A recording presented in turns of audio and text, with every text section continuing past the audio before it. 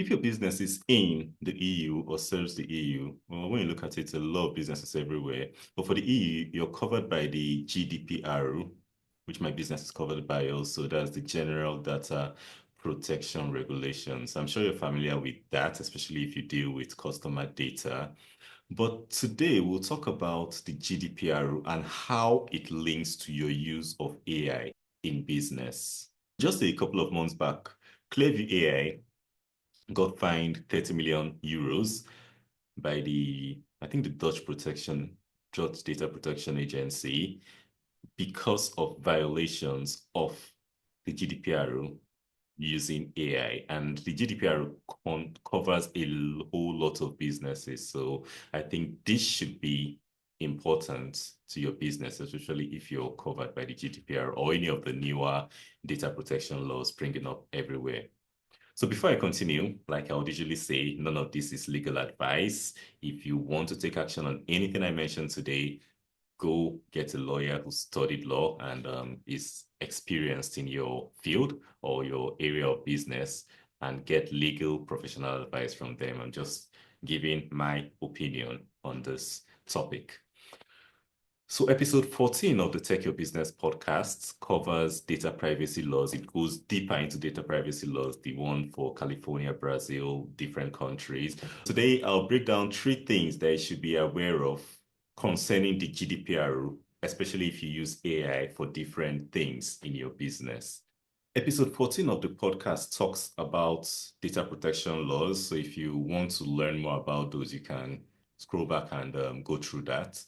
But today I'll be talking about the GDPR, 3 things you should be aware of about the GDPR, especially when you're using AI in your business and your business is covered by the GDPR. Apart from that, I'll be covering how to keep your business, what things you can do to keep your business out of trouble while using customer or client data. In the previous episode of this series, which was the first episode, I talked about different things like the security of your data while using AI. I talked about the possibility of your data being misused or vulnerabilities or being exposed by things like prompt injections and jailbreaking.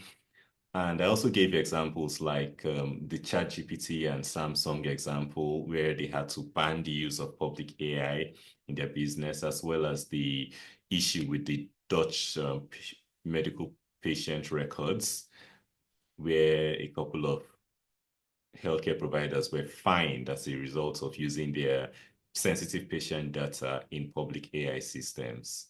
So like I said previously, and like you've all observed, AI use has increased greatly over the past few years. And while rising, it has also caught the attention of regulators, especially in the European Union. You talked about the EU AI Act. The EU AI Act is covered in episode 73 of this podcast.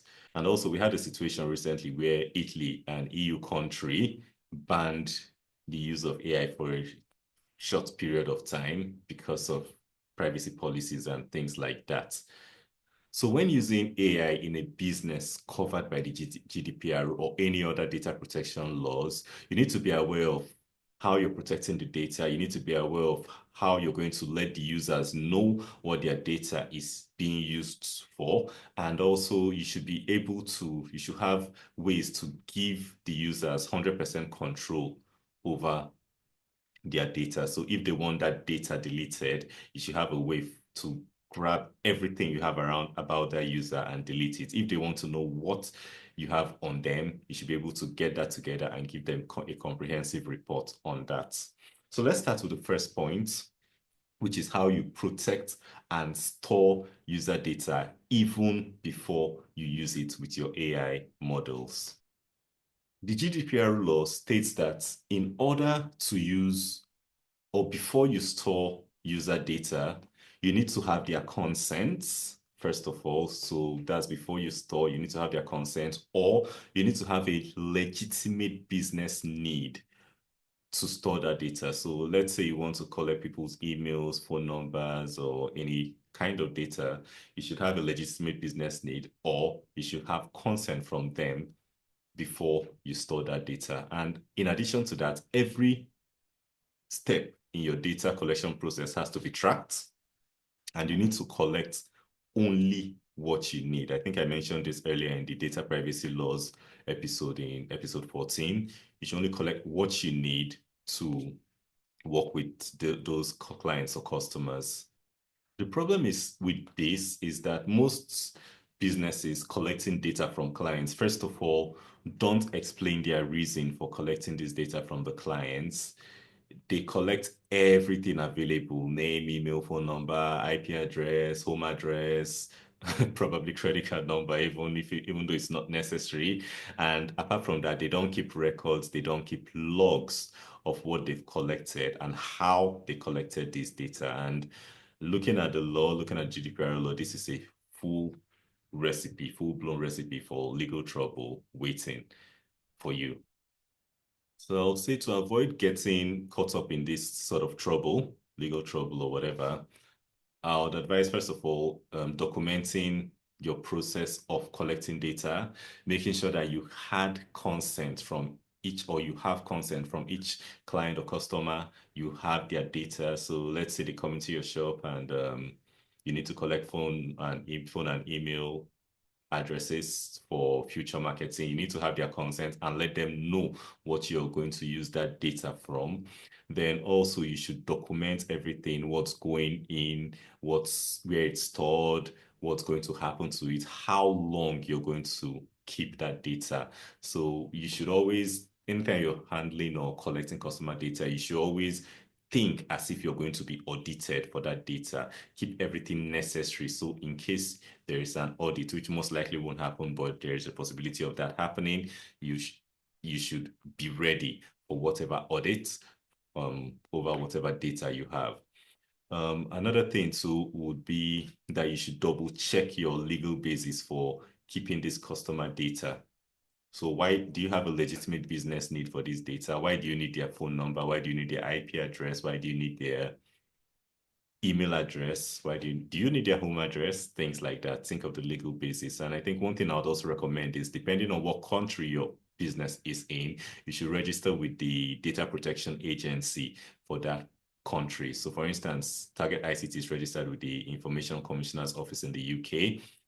From there, you get a bit of training, extra training, you get a lot of data, you get updates on the data protection laws, and you're able to better be equipped to keep up to date with all the changing requirements in customer data and privacy. So the Clearview example I mentioned earlier with their 30.5 million euro fine is a clear example for this example I'm talking about, because they got customer data for their facial recognition software, and they didn't get it in a way or keep it in a way that was compliant with the GDPR, hence the fine that they were fined as a result of it. So think about it: is your business audit ready for the data it collects and the data it holds? If it's not, then fix it. So the next point I'll talk about is dealing with explaining how you process this data when you use it with your AI system. So that's the next thing. A lot of people use AI for making decisions. And unfortunately, Article 22 of the GDPR is specifically around that. So Article 22 of the GDPR covers automated decision making, and reading it, I believe it was made to prevent bias in decision making and to make people know how decisions concerning them were made. So so it says that people should have a right to choose if decisions made concerning them can be made fully automatically. And for this to happen, for these automatic decisions to be made, consent has conditions. Some conditions, such as consent, have to be met. Apart from consent, to you, the data controller or the company, that's what they call the data controller, processing that data, has to provide information of the logic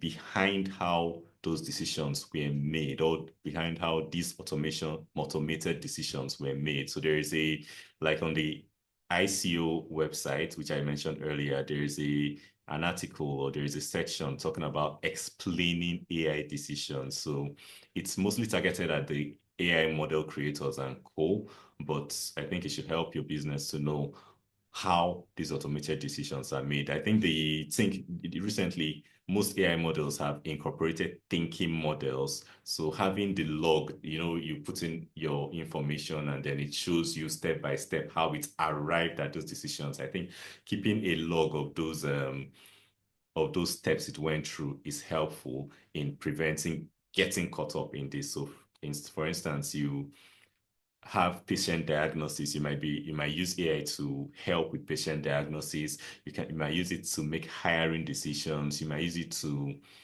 approve loans or something similar for customers. So you should be able to say out of these people who were put in for this, or out of this data or whatever, this is how these other things or these other people were eliminated and we arrived at this decision.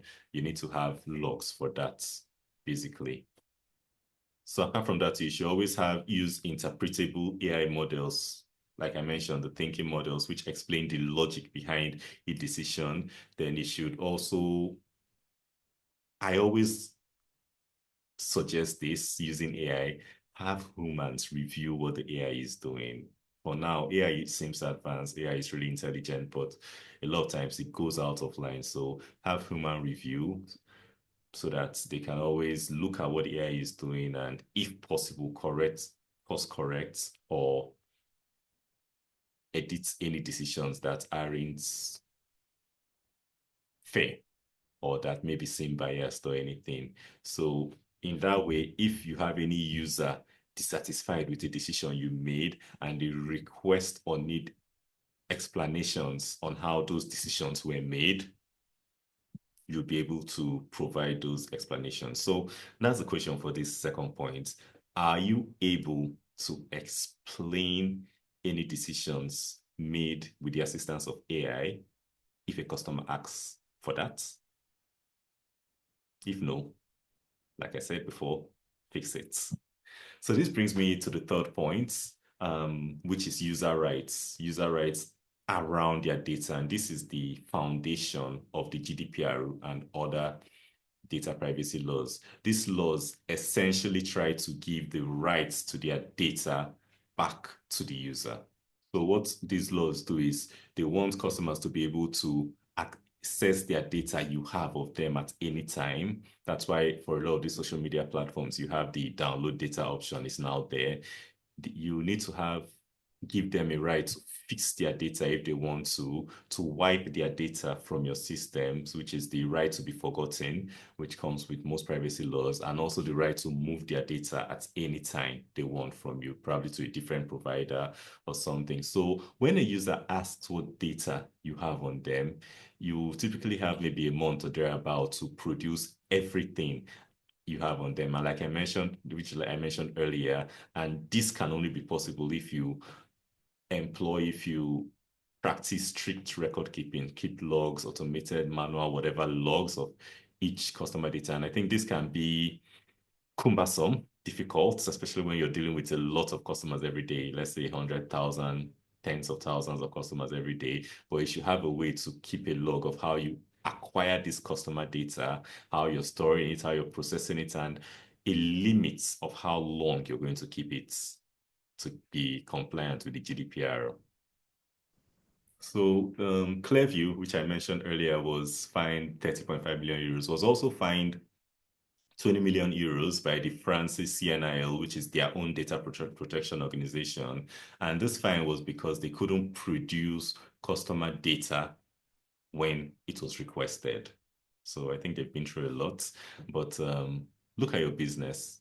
Is your business able to easily provide customer data, allow customers or clients delete their data whenever they want to download their data whenever they want to, or move it whenever they want to? I think answer those questions to find out how compliant your AI usage is with the GDPR. And when you look at it, I think that this brings the point where I spoke in the previous episode about some AI models keeping your chats, keeping your data, and using it for training for future chats. And just imagine you put in your data into an AI model, it saves it. How are you able to retrieve that person's data from that public AI model? I think that's practically impossible. And one reason why you should sort your data, like I mentioned in the previous episode, the link is below, and avoid issues like this with sensitive or personal customer data. So today we've talked about different things. We've talked about AI and GDPR. We've talked about why you should be careful when collecting customer data. We've talked about making sure you can explain how decisions on that customer data is made.